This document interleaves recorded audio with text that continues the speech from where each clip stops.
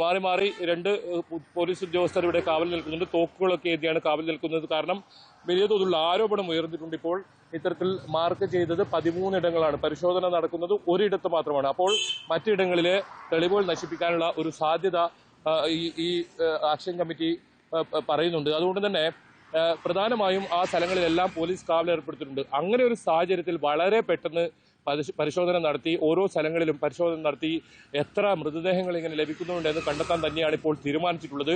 ഈ ശുചീകരണ തൊഴിലാളിയുടെ മൊഴി അത് പൂർണ്ണമായും അന്വേഷണ സംഘം വിശ്വസിച്ചിട്ടുണ്ടെന്ന് വേണം പറയാൻ. കാരണം ഇന്നലെ അത്രത്തോളം സംവിധാനങ്ങളാണ് ഈ പോലീസ് നായയെ വരെ എത്തിക്കുന്ന പോലീസ് ഡോഗ് വരെ എത്തുന്ന സാഹചര്യം ഇന്നലെ നേത്രാവതി പുഴയോരത്ത് നമ്മൾ കണ്ടു. സ്നാനക്കട്ടയ്ക്ക് തൊട്ട് സമീപം 1ഉം 2ഉം പോയിന്റ്, ആ 2 പോയിന്റിലാണ് പരിശോധന. ഇന്ന് 1ആം പോയിന്റിലെ പരിശോധന ഇന്ന് വീണ്ടും ഉണ്ടാകുമോ, അതല്ല ഇനി 2ആം പോയിന്റിലേക്കാണോ പരിശോധന നടക്കുക എന്ന കാര്യത്തിൽ ഒരു സ്ഥിരീകരണം വന്നിട്ടില്ല. പോലെ എന്തായാലും ശുചീകരണ തൊഴിലാളിയുടെ വാക്കുകൾ, വെളിപ്പെടുത്തലുകളെ വിശ്വാസത്തിലെടുത്തുകൊണ്ട് തന്നെയാണ് ഈ സംഘം പോകുന്നത്. സംഘത്തിൽ വളരെ മിടുക്കരായ ഉദ്യോഗസ്ഥർ തന്നെയാണ് ഉള്ളത് എന്നുള്ളതാണ് നമുക്ക് മനസ്സിലാക്കാനും ഒക്കെ സാധിക്കുന്നത്. ഒപ്പം ബൈജു, ഇന്നിപ്പോൾ ഈ സ്നാനഘട്ടത്തിൻ്റെ പ്രദേശത്തടക്കമാണ് പരിശോധനയെങ്കിൽ അവിടെ ഈ വെള്ളം കയറുന്നത് തിരിച്ചടിയാകുന്നുണ്ട് എന്ന് പറയുന്നുണ്ട്. ഒപ്പം ഇതൊരു പൂർണ്ണമായും വനപ്രദേശമാണ്. അതുകൊണ്ട് തന്നെ എപ്പോൾ വേണമെങ്കിലുമൊക്കെ അതിൻ്റെ ഒരു പ്രകൃതം മാറിക്കൊണ്ടേയിരിക്കാം, കാടും പടലും ഒക്കെ നിറഞ്ഞ്. അതുകൊണ്ട് തന്നെ ഈ തൊഴിലാളിക്ക് കൃത്യമായി പ്രദേശങ്ങൾ സ്പോട്ട് ചെയ്യാൻ പറ്റുന്നു എന്നാണോ നമുക്ക് മനസ്സിലാക്കേണ്ടത്?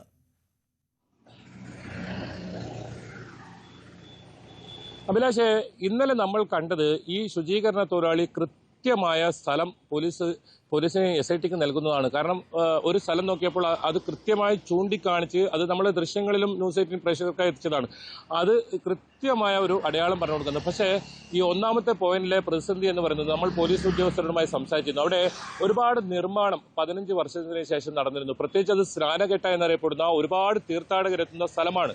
അതുകൊണ്ട് തന്നെ അവിടെ വലിയ തോതിലുള്ള നിർമ്മാണം നടന്നിരുന്നു. മാത്രമല്ല റോഡ് വലിയ തോതിൽ അവിടെ നിർമ്മാണം നടത്തി. അതുകൂടാതെ സുനാമി ഉണ്ടായ സമയത്ത് വലിയ തോതിൽ വെള്ളം എത്തിയ കരയിലേക്ക് കയറിയ ഒരു സ്ഥലം കൂടിയാണത്.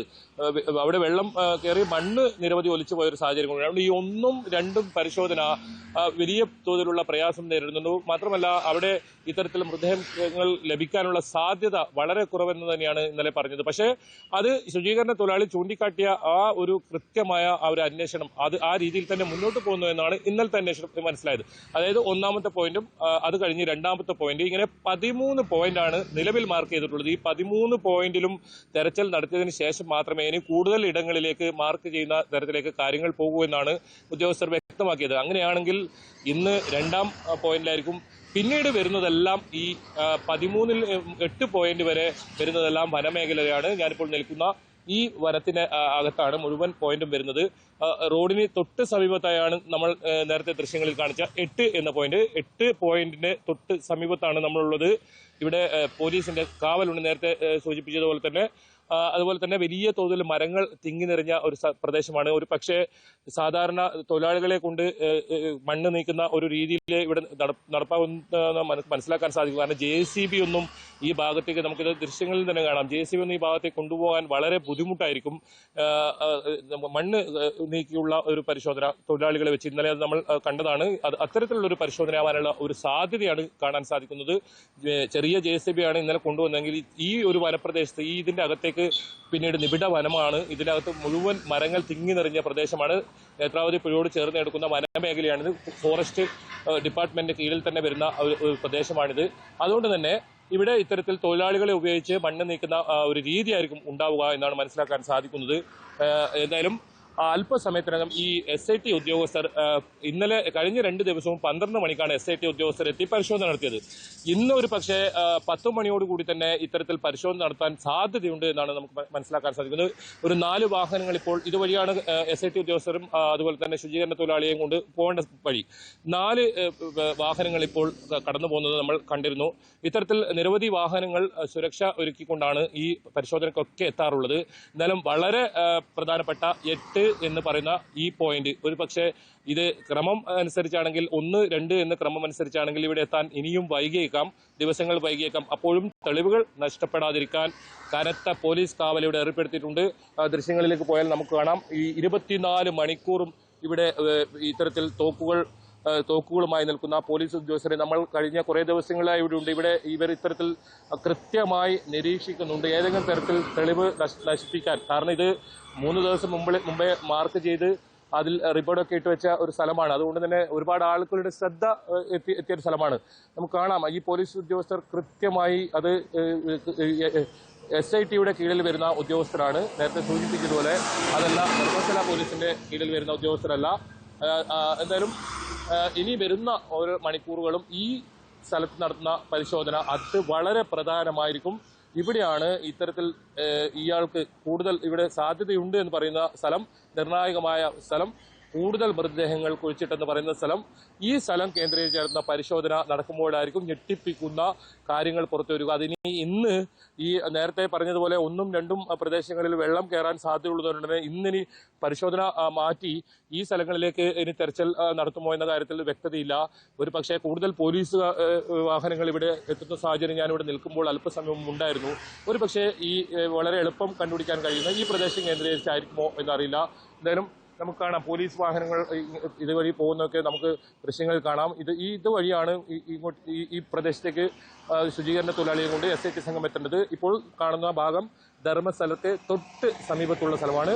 നേരെ എതിർവശമാണ് ഉജിറ, ബെൽത്തങ്ങാടി, മംഗളൂരു റോഡ്. മൈസൂർ, ബാംഗ്ലൂർ വാഹനങ്ങളൊക്കെ കടന്നു പോകുന്ന പ്രധാന പാത കൂടിയാണിത്. ഇവിടെ വാഹനങ്ങളിൽ എത്തിച്ച്, അതായത് ഒമിനി അതുപോലെ തന്നെ ജീപ്പ് എത്തിച്ചിട്ട് ഇവിടെ മൃതദേഹങ്ങൾ ഇയാൾക്ക് ശുചീകരണ തൊഴിലാളിക്ക് നൽകും. അങ്ങനെ ശുചീകരണ തൊഴിലാളി അത് കൊണ്ടുപോയി ഇവിടെ കാട്ടിൽ കുഴിച്ചിടുന്ന സാഹചര്യം. ഇതാണ് ഇയാളുടെ മൊഴിയിലുണ്ടായിരുന്നത്. അതുകൊണ്ട് തന്നെ വളരെ പ്രധാനപ്പെട്ട ഒരു സ്ഥലമാണ്, കൂടുതൽ തെളിവുകൾ ലഭിക്കാൻ സാധ്യതയുള്ള സ്ഥലമാണ്.